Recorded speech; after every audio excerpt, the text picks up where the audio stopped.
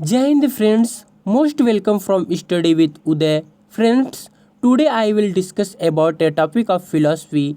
There is a relationship between education and philosophy. What is the effect of one on the other? Education is a dynamic accept of philosophy. स्वागत है साथियों आपका अपने YouTube channel study with उदय में। दोस्तों आज इस video में हम फिलॉसफी का एक महत्वपूर्ण टॉपिक का अध्ययन करेंगे जो कि है दोस्तों दर्शन का शिक्षा के बीच में, दर्शन और शिक्षा के बीच में क्या संबंध है, दर्शन और शिक्षा एक दूसरे पर क्या प्रभाव डालते हैं और दर्शन और शिक्षा एक गत्यात्मक पहलू है। इन्हीं के बारे में हम विस्तार से अध्ययन करेंगे। तो कृपया करके दोस्तों वीडियो में अंत तक जरूर बने रहिएगा, आपको कुछ न कुछ नॉलेज जरूर प्राप्त होगा। तो चलिए दोस्तों हम जानते हैं कि राधा कृष्णन का कथन है कि दर्शन यथार्थता के स्वरूप का तार्किक ज्ञान है। राधा कृष्णन क्या कहते हैं कि दर्शन यथार्थता के स्वरूप का तार्किक ज्ञान है। इसी कारण कहा जाता है कि शिक्षा और दर्शन में घनिष्ठ संबंध है। शिक्षा की प्रक्रिया व्यक्ति को अपने जीवन में पूर्ण बनाने का प्रयास करती है। व्यक्ति को पूर्ण बनाने के लिए और उसका विकास करने के लिए अनुभव की आवश्यकता होती है। दर्शन अनुभव प्राप्त करने में विशेष रूप से सहायता प्रदान करता है। स्पष्ट है कि ऋण शिक्षा और दर्शन में घनिष्ठ संबंध है। बिना दर्शन की सहायता शिक्षा को पूर्णतः नहीं मिल सकता। बिना दर्शन की सहायता से ना तो शिक्षा कंप्लीट हो सकती है और ना ही शिक्षा की सहायता से दर्शन कंप्लीट होती है। शिक्षा दर्शन की एक शाखा है।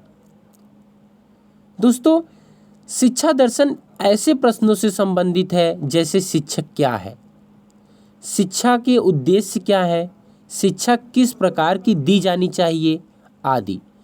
शिक्षा दर्शन से संबंधित अनेक समस्याओं पर गंभीरता से विचार करता है और उनका समाधान भी करता है।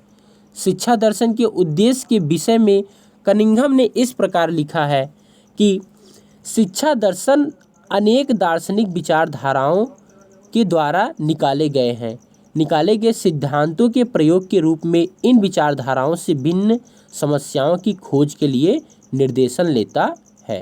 क्या कहते हैं कि शिक्षा दर्शन जो है ये अनेक दार्शनिक विचारधाराओं के द्वारा निकाले गए सिद्धांतों के प्रयोग के रूप में इन विचारधाराओं से भिन्न समस्याओं की खोज के लिए निर्देशन करता है। इस पंक्ति से हम यह स्पष्ट करेंगे दोस्तों, जो निम्नलिखित पंक्तियां आ रही हैं इनसे हम स्पष्ट करेंगे कि दर्शन किस प्रकार शिक्षा को प्रभावित करता है और शिक्षा किस प्रकार दर्शन को प्रभावित करता है। दर्शन शिक्षा का पूरक है। दोस्तों दर्शन जो है यह शिक्षा का पूरक है। इसका मुख्य कारण यह है कि शिक्षण कला दर्शन के अभाव में पूर्णता प्राप्त करने में असमर्थ रहती है। जर्मन दार्शनिक फिक्टे के अनुसार ये कहते हैं कि दर्शन के अभाव में शिक्षा की कला पूर्ण स्पष्टता प्राप्त नहीं कर सकती। दर्शन शिक्षा का आधार है। दोस्तों दर्शन जो है शिक्षा का आधार है। जैसे कि जेंटाइल ने कहा है कि बिना दर्शन की सहायता से शिक्षा प्रक्रिया सही मार्ग पर अग्रसर नहीं हो सकती। दोस्तों बिना दर्शन की सहायता से जो शिक्षा का प्रोसेस होगा वह सही मार्ग पर अग्रसर नहीं हो सकता। ये कौन कहा? जेंटाइल ने कहा। दर्शन शिक्षा की अमूल्य सहायता करता है। जैसे कि बटलर ने कहा दर्शन शिक्षा के प्रयोगों के लिए एक पथ प्रदर्शक है। शिक्षा अनुसंधान क्षेत्र के रूप में दार्शनिक निर्णय हेतु निश्चित सामग्री की ओर आधार के रूप में प्रदान करती है। दर्शन शिक्षा का सिद्धांत है। तो दर्शन शिक्षा का सिद्धांत है डीवी के अनुसार दोस्तों कहते हैं कि अपने सामान्यतम रूप में दर्शन शिक्षा सिद्धांत है। दर्शन विश्व की प्राचीन विद्या है। दोस्तों दर्शन जो है यह विश्व की सबसे प्राचीनतम विद्या है, जिसके लिए ईवी सर्क के अनुसार, ईवी सर्क कहते हैं कि दर्शन विश्व की प्राचीनतम विद्या है। इसका वास्तविक अर्थ है विज्ञान अथवा व्यवस्थित प्रयत्न जो सैकड़ों वर्षों के एकत्रित साक्ष्यों पर आधारित है। ये कहते हैं कि विज्ञान अथवा व्यवस्थित प्रयत्न जो सैकड़ों वर्षों के एकत्रित साक्ष्यों पर आधारित है वही दर्शन है। शिक्षा दर्शन का गत्यात्मक पक्ष है। दर्शन शिक्षा के उद्देश्यों को निश्चित करता है, जबकि शिक्षा उन्हें प्राप्त करने के साधनों को निश्चित करती है। शिक्षा के अभाव में कोई सिद्धांत व्यवहारिक रूप नहीं ले सकता है। व्यक्ति के विकास के लिए अनुभव आवश्यक होता है। दर्शन अनुभव प्राप्त करने में विशेष सहायक होता है। दोस्तों, इस तथ्य को सर जॉन एडम्स ने अपने शब्दों में इस प्रकार स्पष्ट किया कि शिक्षा दर्शन का गत्यात्मक पक्ष है। यह दार्शनिक विश्वास का सक्रिय पक्ष जीवन के आदर्शों को प्राप्त करने का व्यवहारिक साधन है। हर्बर्ट ने दर्शन और शिक्षा का संबंध बताते हुए लिखा कि शिक्षा को छुट्टी मनाने का अवसर ही कहाँ है। शिक्षा को छुट्टी मनाने का अवसर ही कहाँ है जब तक कि दर्शन की गुत्थियां सदैव के लिए न सुलझ जाएं। उपयुक्त कथन से स्पष्ट है कि दर्शन और शिक्षा आपस में घनिष्ठ रूप से संबंधित है। समाज की आवश्यकताओं के अनुसार दार्शनिक विचारधाराएं उत्पन्न होती हैं और उसी के अनुसार शिक्षा के उद्देश्य तथा प्रणाली निश्चित की जाती है। रास ने दर्शन और शिक्षा का संबंध बताते हुए लिखा है कि दर्शन और शिक्षा एक सिक्के के दो पहलू हैं।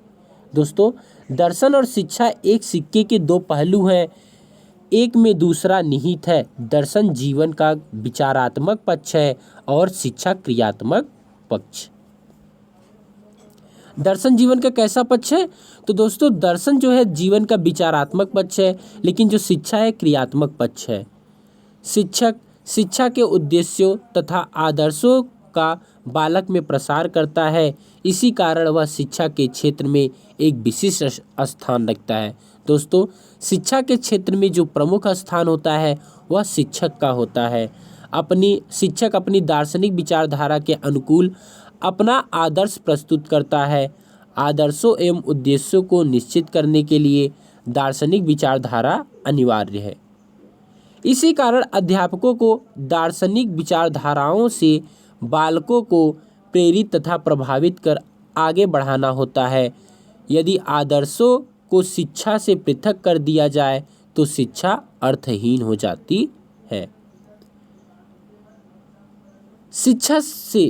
शिक्षा के क्षेत्र में शिक्षक के पद का मापदंड भी दार्शनिक विचारधाराओं से बनता है। अतः शिक्षा और दर्शन का एक दूसरे से घनिष्ठ संबंध है। शिक्षा और दर्शन एक दूसरे पर निर्भर हैं। यहाँ पर हम दर्शन और शिक्षा की पारस्परिक निर्भरता की पुष्टि में कुछ शिक्षाविदों के कथन प्रस्तुत करेंगे। जैसे कि दोस्तों, ड्यूई कहते हैं कि दर्शन अपने सामान्यतया रूप में शिक्षा सिद्धांत है। जेंटाइल क्या कहते हैं कि दर्शन की सहायता के बिना शिक्षा की प्रक्रिया सही मार्ग पर नहीं बढ़ सकती या फिर सही मार्ग पर अग्रसर नहीं हो सकती। फिक्टे कहते हैं शिक्षा का कार्य दर्शन शास्त्र की सहायता के बिना पूर्णता तथा स्पष्टता को प्राप्त नहीं कर सकता। स्पेंसर कहते हैं कि वास्तविक शिक्षा का संचालन एक वास्तविक दार्शनिक ही कर सकता है। वास्तविक शिक्षा का संचालन कौन कर सकता है? तो एक वास्तविक दार्शनिक ही कर सकता है। रास के कथन से पूर्णतः सहमत है कि शिक्षा संबंधित समस्त प्रश्न अंततः दर्शन से संबंधित है। दोस्तों, शिक्षा से संबंधित जितने भी प्रश्न हैं वो अंत में जाकर उसका सॉल्यूशन दर्शन से ही प्राप्त हो सकता है। जैसे कि इन्होंने कहा कि शिक्षा को आराम करने की छुट्टी कहाँ है जब तक कि दर्शन का ज्ञान न हो जाए।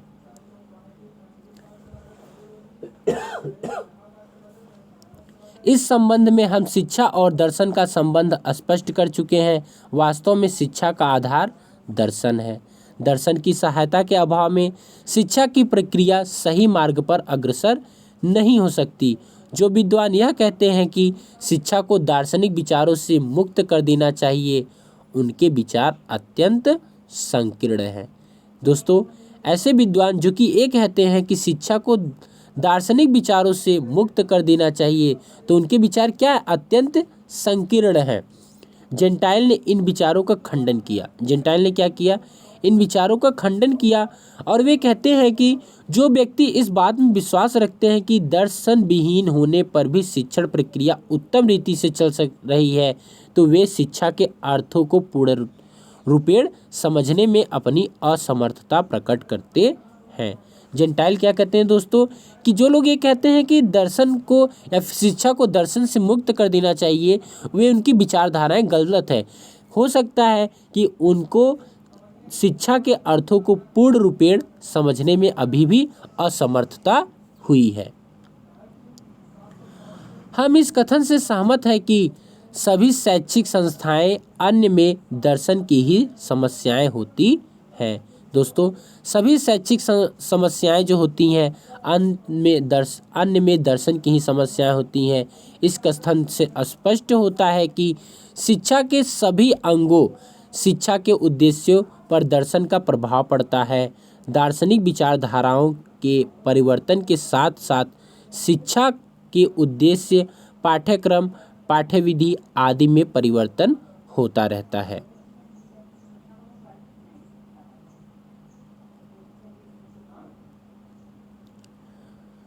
Dr. Radhakrishnan says philosophy is the logical knowledge of the nature of reality. That is why it is said that there is a close relationship between education and philosophy. The process of education tries to make a person complete in his life. Experience is necessary for making a person complete and for his development.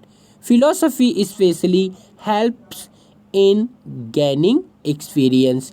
It is clear that there is a close relationship between war education and philosophy. Education cannot be attained completely without the help of philosophy.